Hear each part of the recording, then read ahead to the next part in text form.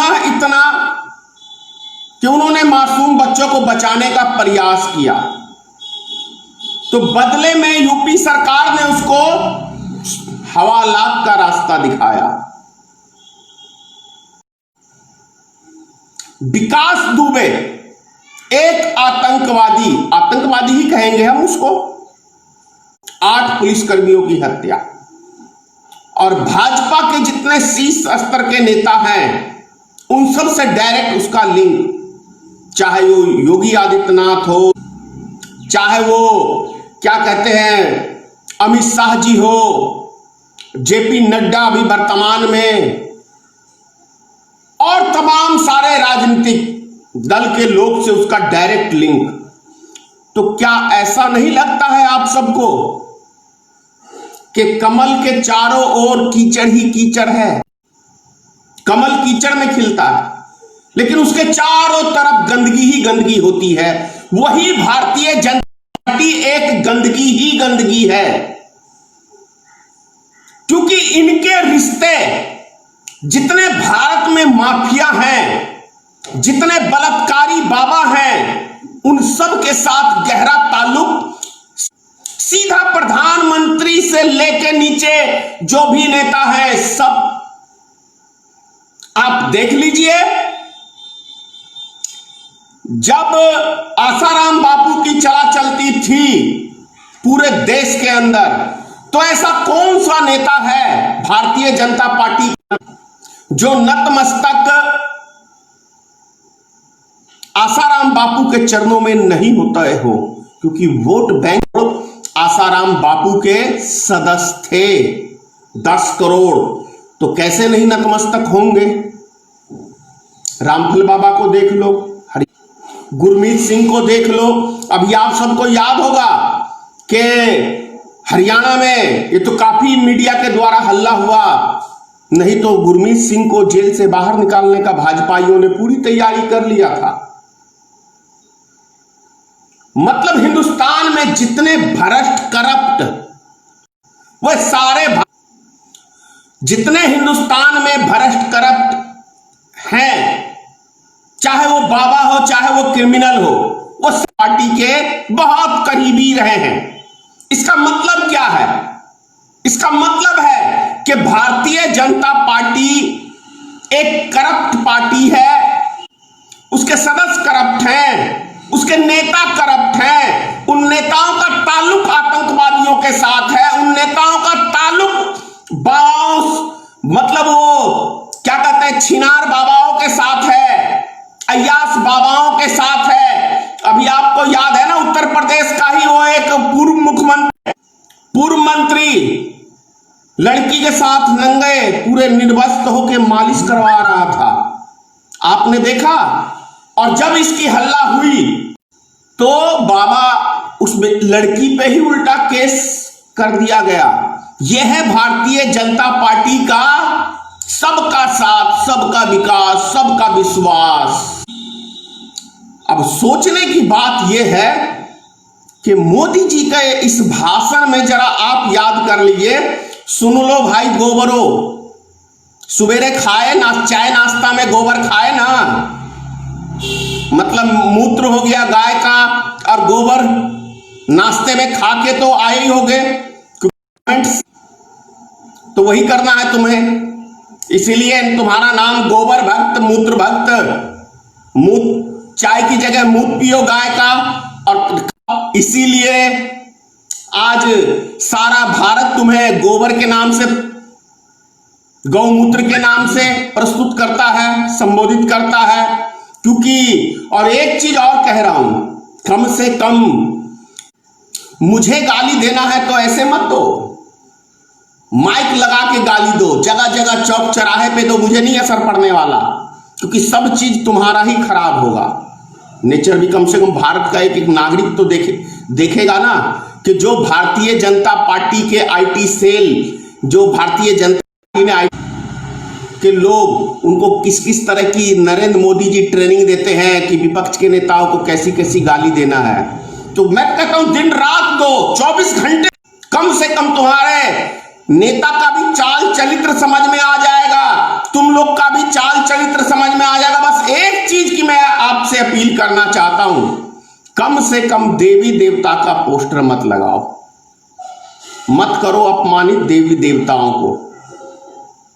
देवी देवताओं को अपमानित करना, आप जो मुझे गाली देते हो तो देवी देवता का फोटो लगा के, भगवा वस्त्र का वो जय श्री राम जी का पोस्टर लगा के कम से कम हमारे धर्म को बदनाम करने की कोशिश मत करो। इससे यह पता चलता है कि सनातनी धर्म के लोग अभी जो हैं, अभी कितने खत्म विचार के हैं। इससे क्या है कि हमारा सनातन धर्म बदनाम होता है। तो इसलिए मैं आपसे अपील कर रहा हूं, मुझे आप जितनी मर्जी गाली दो, मैं तो कहता हूं मेरे घर पे आके गाली दो यार, क्या दिक्कत है, आओ, स्वागत है।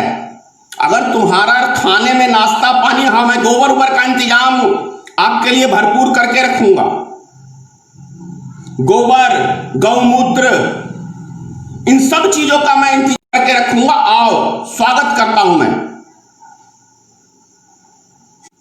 और वो जो मां की गाली देते हो, लगता है मां के तो तुम, क्या मैं बोलूं, दुनिया देखती है, आमने सामने होते तो मैं सब चीज बताता। कुछ सीख लो, कुछ संस्कार सीख लो। जैसा नरेंद्र मोदी जाहिल प्रधानमंत्री है, वैसे जाहिल मत बनो। जाहिल है प्रधानमंत्री भारत का, पता है, क्योंकि वो खुद गाय गोबर की बात करता है और खुद ही गाय का सबसे बड़ा व्यापार भारत बना है नरेंद्र मोदी के शासन काल में, उसका गौ मांस का। मैंने कहा है दुनिया का नंबर 1 देश भारत। तो तुम ढोंगी हो ना, ढोंग करते हो ना।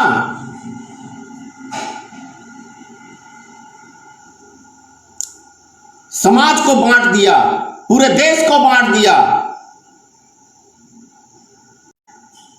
यूपी में चले थे राम राज का स्थापना करने और कर लिया कंस राज का स्थापना। कंस राज, क्योंकि रावण बहुत विद्वान था। कंस राज में अत्याचार होता था, दबा के होता था। दुर्योधन के राज में अत्याचार दबा के होता था। तो यूपी में है कंस राज की स्थापना। योगी आदित्यनाथ है वो कंस के अवतार। अभी के समय में योगी आदित्यनाथ है कंस उत्तर प्रदेश के लिए। ये साधु के नाम पे कलंक है, साधु के नाम पे। भगवा वस्त्र पहनने से कोई सन्यासी नहीं होता, तब तो सब भगवा वस्त्र पहन लेंगे और सन्यासी हो जाएंगे। क्या रिकॉर्ड है उत्तर प्रदेश के मुख्यमंत्री का? प्रवासी मजदूरों की बात करता है। वो तो खुद ही दूसरे प्रदेश से उत्तर प्रदेश के अंदर मुख्यमंत्री बना हुआ है। बड़ा शर्मनाक है, बड़ा निंदनीय है। वैसे तो पुलिस का भी कोई रोल ज्यादा बेहतर नहीं रहा है इस लॉकडाउन के अंदर आम नागरिकों के प्रति, लेकिन फिर भी जान लेना किसी के, ये सही नहीं है। और विकास दुबे अभी तक अरेस्टिंग नहीं हुआ है। विकास दुबे अभी तक अरेस्ट नहीं हुआ, यह सबसे बड़ा प्रमाण है कि राजनीतिक संरक्षण उसको मिली हुई है, भारतीय जनता पार्टी की मिली हुई है, क्योंकि वो बहुत बड़ा वोट बैंक है ना एक समाज का। दुबे जी, ब्राह्मण समाज, कहीं वो खिसक ना जाए। अब वैसे तो ब्राह्मण समाज सर्वश्रेष्ठ कहलाते हैं, ज्ञानी कहलाते हैं। क्या ब्राह्मणों के अंदर क्रिमिनल पैदा होने लगे हैं, आतंकवादी पैदा होने लगे हैं? ये थोड़ा सा, नहीं तो आप लोग विरोध करिए। एक भी ब्राह्मण समाज के प्रति, मतलब ब्राह्मण समाज का कोई लीडर अभी तक आके नहीं विकास दुबे का बुराई किया है। इसका मतलब है कि आप संरक्षण दे रहे हैं। मेरा तो सीधा सिद्धांत है भाई, मेरा बेटा भी गलती करेगा, मेरे घर का सदस्य भी अगर कोई गलती करेगा तो उसको भी सजा मिलनी चाहिए, चाहे कोई मेरा कितना भी प्रिय क्यों नहीं हो। ना कोई कुछ लेके आया है, ना कोई कुछ लेके जाएगा, तो फिर किस बात का? इसलिए वे जैसे आतंकी को जल्द से जल्द यूपी सरकार अरेस्ट करे और फांसी के तख्ते पे चढ़ाए, और काफिर खान जैसे डॉक्टर को जल्द से जल्द यूपी सरकार सारे मुकदमे वापस ले और उसको रिहा करे, नहीं तो भारतीय मित्र पार्टी आंदोलन करेगी बहुत जल्द। भारतीय मित्र पार्टी रोड पे उतरेगी, और अभी तक हम रोड पे सिर्फ इसलिए नहीं उतर रहे हैं, बहुत सारे आदमी कहते हैं कि भारतीय मित्र पार्टी क्या है, लॉकडाउन खुलने दो, कि भारतीय मित्र पार्टी क्या है, क्या है संगठन। भारतीय मित्र पार्टी नाम में मित्रता है, लेकिन गलत चीज का भारतीय मित्र पार्टी कतई समर्थक नहीं है।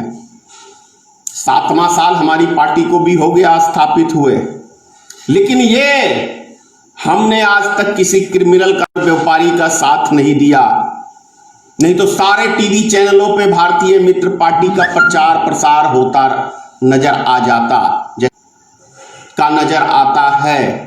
हम भी जानते, हमारे से भी बहुत सारे लोगों ने कांटेक्ट करने की कोशिश किया कि हम आपकी पार्टी में फंड लगाएंगे, लेकिन हमने किसी गलत आदमी का एक पैसा अभी तक भारतीय मित्र पार्टी में कहीं कोई स्थान ही नहीं है, क्योंकि हम भारत में एक बेहतर विकल्प के रूप में स्थापित करना चाहते हैं।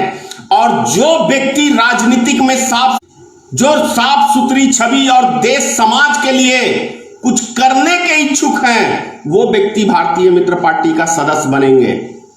वैसे व्यक्तियों का कोई स्थान नहीं है, न टपोरी बाबाओं का, न क्रिमिनलों का।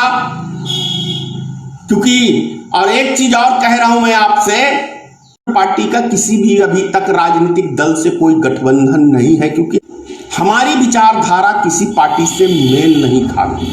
क्योंकि जिस पार्टी का भी आप इतिहास उठा के देख लो, मिलेंगे नीचे से ऊपर तक वही 2 नंबर के व्यक्ति भरे हुए। इसीलिए शायद बहुत सारी पार्टियों का ऑफर आया है गठबंधन करने के लिए, लेकिन हम तैयार नहीं हुए, क्योंकि आजादी से अब तक जिस भी राजनीतिक दल को देख लो तो अपराधी, माफियाओं, बलात्कारियों, बाबाओं से भरे हुए हैं। वो सिर्फ आज से मतलब रखते हैं और मैं भविष्य से मतलब रखता हूं। कहावत है ना, कोई मकान बनाता है तो उसके पाए जब मजबूत रहेंगे तभी मकान टिकाऊ बनेगा। तो जब पार्टी बनाए लोगों को राजनीतिक में, क्योंकि मुझे एमएलए, वो राजनीतिक दल जो बनता है उसको यही शौक रहता है, बस अभी बन जाऊं, किसी तरह से एमएलए बन जाऊं, मंत्री बन जाऊं, उसके बाद बाल बच्चों का लाइफ सेट हो जाएगा। नहीं, भारतीय मित्र पार्टी के इस धनेश्वर महतो को मुझे ना अपना लाइफ सेट करना है, बहुत देखा, ना ही मुझे अपने बाल बच्चों का लाइफ सेट करना है। मुझे तो बस इस देश का विकास करना है। बहुत सारे लोग ये कहते हैं कमेंट्स में, इसको प्रधानमंत्री बनना है, इसको मुख्यमंत्री बनना है। भैया मुझे कुछ नहीं बनना है, मैं तो वो अनमोल हीरा तलाशने के लिए राजनीतिक दल बनाया हूं।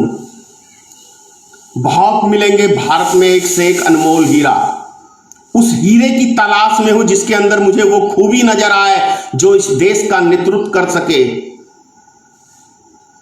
इस समाज को साथ में चल सके। मैं वैसे व्यक्तियों की तलाश कर रहा हूं। ये एक प्लेटफॉर्म है उन व्यक्तियों के लिए। जिस दिन धनेश्वर महतो के चरित्र पे दाग लग जाएगा ना, उस दिन धनेश्वर को, मुझे सबसे प्रिय है अपनी छवि, और हर इंसान के अंदर होनी चाहिए। मोदी की तरह कभी ये नहीं बोलता हूं कि मैं 35 साल भीख मांग के खाया, कभी 40 साल खाया। हाँ, मैंने जो संघर्ष किया है उसकी खुली किताब है, वो सारे जगह मौजूद हैं, वो आदमी मौजूद हैं। जहां जहां मैंने संघर्ष किया है वो सारे जीवित हैं। नरेंद्र मोदी की तरह नहीं कि एक गिलास, एक किसी ने भीख मांगते भी नहीं देखा। जो मन में आए बोल दो, जो मन में आए बोल दो। आप सबको एक बात समझ में आ रही है ना कि अभी भी मैं लाइव में हूं। कम से कम 10 बार अभी भी नेट रुका है। आज मैं सवेरे बना रहा हूं यही ट्राई करने के लिए कि आखिर 24 घंटे में कोई तो समय होगा जो नेटवर्क रहता होगा, लेकिन मेरे ही मोबाइल में सिर्फ नेटवर्क क्यों गायब होता है आप लोग से। वैसे मोदी जी, नेटवर्क गायब करने से सच्चाई नहीं आप दबा सकते हैं, सच्चाई नहीं दबा सकते हैं। सच्चाई एक ऐसी चीज है कि धरती का सीना चीर के वो बाहर आता है। कभी किसी ने सच्चाई को दबाया नहीं है और ना दबा है, भले कि घोर कलयुग क्यों ना हो। जानते हो एक चीज मैं आपको बताऊं, एक गोपी फिल्म का गाना है, गोपी फिल्म का गाना है, रामचंद्र जी कह गए सिया से ऐसा कलयुग आएगा, हंस चुकेगा दाना दुर्गा, कौवा मोती खाएगा। तो आप सब देखते हैं मैं सुबेरे सुबेरे बिस्किट खिलाता हूं कौवों को।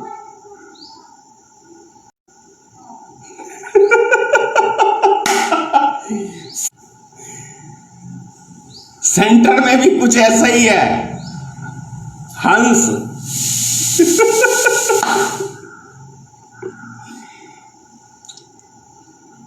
क्या भैया भक्तों, अरे ये झूठी भक्ति का चोला उतार दो, देशभक्त बनो। व्यक्ति विशेष का भक्त बनोगे तो देश बर्बाद होगा। आप कोरोना वायरस को ही देखो ना, जब लॉकडाउन करना नहीं था और जब अब लॉकडाउन करना है तो खुली छूट, मरो। क्या कहा था मोदी ने? आत्मनिर्भर बनो। ऐसे लगता है कि इससे पहले मोदी जी के पिताजी सबको देश में खिला रहे थे खाना। जो आदमी 5 लाख रुपए एक प्रधानमंत्री का वेतन है, लगभग 10 लाख रुपए का डेली सूट बदलता है, तो आत्मनिर्भर का मतलब पता है मोदी जी? कि आपका जो वेतन है उसी वेतन में फैशन करिए। 1,62,00,000 रुपया सिर्फ प्रतिदिन आपका सुरक्षा में खर्चा है।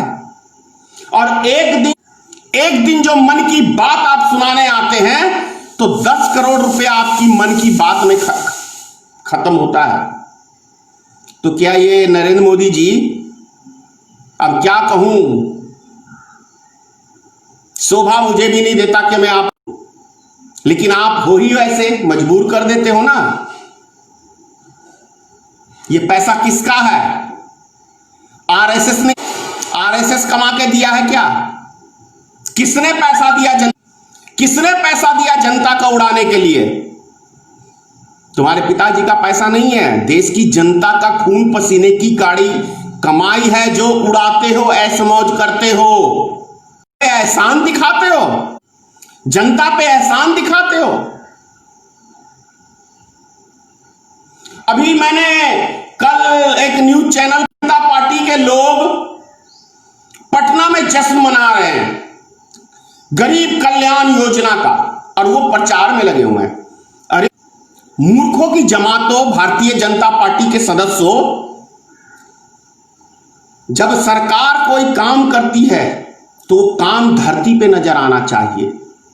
जब धरती पे नजर आएगा काम तो अपने आप जनता में प्रचार हो जाएगा, और जब धरती पे काम नजर नहीं आएगा तो वो टीवी पे विज्ञापन चलेगा। टीवी पे विज्ञापन चलता है। तो मोदी की कोई ऐसी योजना अभी तक सफल नहीं रही है जिससे आम आदमी को लाभ मिल सके। वो 5 लाख रुपया हॉस्पिटल में, कौन सा कार्ड था वो पता नहीं, नए नए रखते रहते हैं,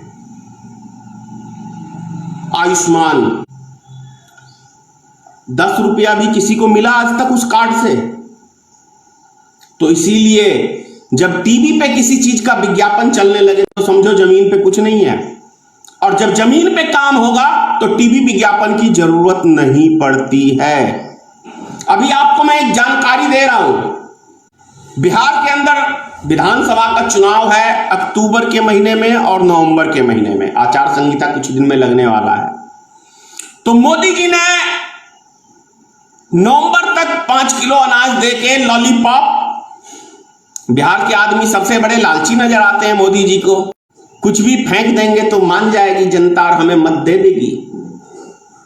ये गरीब मजदूर भूले नहीं है कि किस तरीके से आपने पैदा, और ये 5 किलो अनाज से खुश हो जाएंगे ऐसा मत सोचना मोदी जी। आओ बिहार में, स्वागत है, स्वागत है, स्वागत है। अब की बात, कौन कौन से जुमले मोदी जी मारोगे? आओ, स्वागत है। आपके हर जुमले का जवाब मिलेगा, भरपूर मिलेगा। आओ अमित शाह जी, आप सब देखो ना, 150 करोड़ रुपया सिर्फ एक आधे घंटे के भाषण के लिए अमित शाह। अब ये विषय उठता है कि 150 करोड़ रुपया आखिर अमित शाह के पास पैसा कहां से आ गया? 100 करोड़ रुपया तो गरीब मजदूरों के लिए खर्च करने हाथ खड़े कर दिए थे जब ये सारे मजदूर हर प्रदेश के अपने अपने घरों को पहुंच जाते। आप सबको याद है ना?